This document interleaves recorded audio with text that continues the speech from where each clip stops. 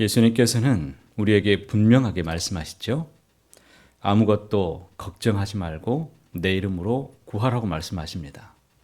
주의 이름으로 이제는 구할 수 있고 주님의 이름으로 주님 앞에 구하여서 우리도 이제는 얻을 수 있게 되었습니다. 더욱 담대하여 구하시기 바랍니다. 예수님은 제자들과 만찬을 하신 후에 자신이 떠날 것을 말씀하시자 이 베드로와 도마는 예수님의 행선지에 대해서 이미 물어본 바가 있었습니다. 그러나 오늘 본문에서 예수님은 제자들에게 자신이 어디로 가는지 묻는 자가 없고 도리어 근심만 하다고 지금 가득하다고 말씀하고 계십니다. 이것은 예수님이 제자들의 질문에 대해서 잠시 잊으신 것이 아니라 제자들의 무지함에 대한 질책성인 말씀이었습니다. 예수님의 공생의 기간 동안 함께했던 제자들은 예수님으로부터 직접적으로 또는 간접적으로 교육을 다 받았지만 여전히 예수님의 실체에 대해서는 그들이 깨닫지를 못했기 때문입니다. 예수님이 예루살렘에 입성할 때의 군중들의 이 성대한 환영은 그들의 마음을 얼마나 설레게 했는지 모릅니다. 아마도 각자 앞으로 전개될 이 핑크빛 인생을 생각하면서 꿈에 부풀어 있었을 것입니다.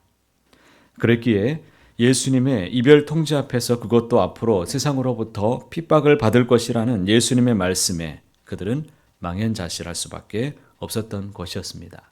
그들은 근심 중에 있었습니다. 예수님을 따르면서 그토록 가르침을 받았지만 그들의 시선은 여전히 세상에 머물러 있었습니다. 어느 정도 무지했는지 1절에서 이렇게 말씀하지요. 내가 이것을 너희에게 이름은 너희로 실족하지 않게 하려 함이니. 본문에서 말씀하고 있는 이 실족하다라는 이 의미는 단순히 믿음이 위태로운 상태가 아니라 아예 신앙을 저버리는 상태를 말하고 있습니다.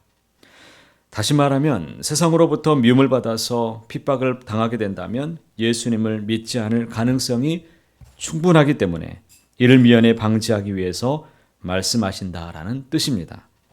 그들이 위협받는 고난이 그러면 무엇이겠습니까? 2절 말씀 보시면 출교라는 말씀이 있죠. 사람들이 너희를 출교할 뿐 아니라 때가 이르면 무릇 너희를 죽이는 자가 생각하기를 이것이 하나님을 섬기는 일이라 하리라. 당시에 예수님을 따르는 자들에 대한 유대교의 핍박 중에 하나가 무엇이냐면 바로 출교였습니다.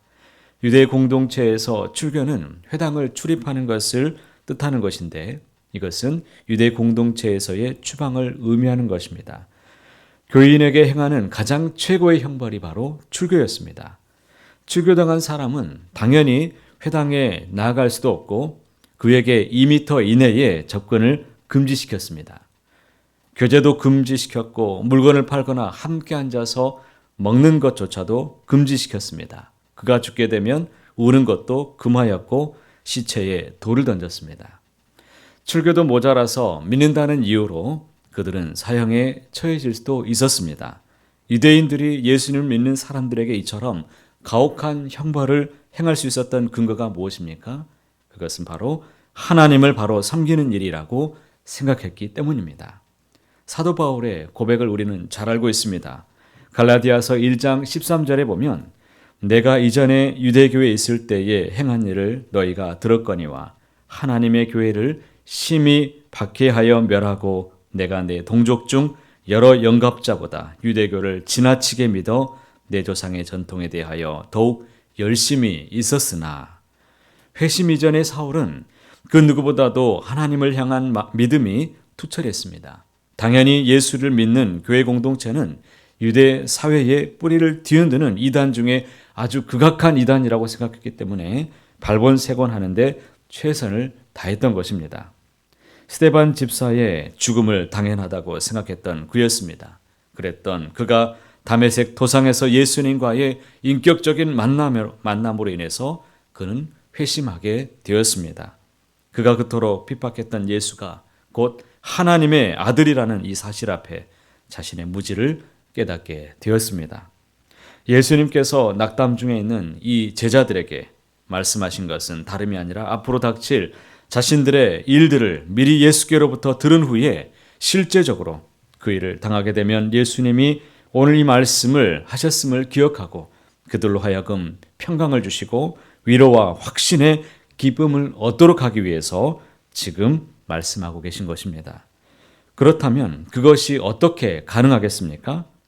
요한복음 14장 26절에 보면 보혜사 곧 아버지께서 내 이름으로 보내실 성령 그가 너희에게 모든 것을 가르치고 내가 너희에게 말한 모든 것을 생각나게 하리라. 그때의 제자들, 즉 예수님을 믿는 사람들로 하여금 예수님이 말씀하신 모든 것을 생각나게 하시는 분이 곧 바로 이 보혜사이십니다. 그러므로 말씀하십니다. 예수님이 이 세상을 떠나시는 이유는 바로 이 세상에 보혜사를 보내시기 위해서라고 말씀하십니다.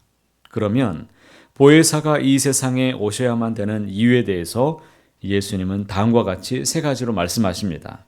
16장 오늘 8절에 죄와 의와 심판에 대해서 세상을 책망하시기 위해서입니다. 13절에 성도를 진리 가운데로 인도하기 위해서 오십니다.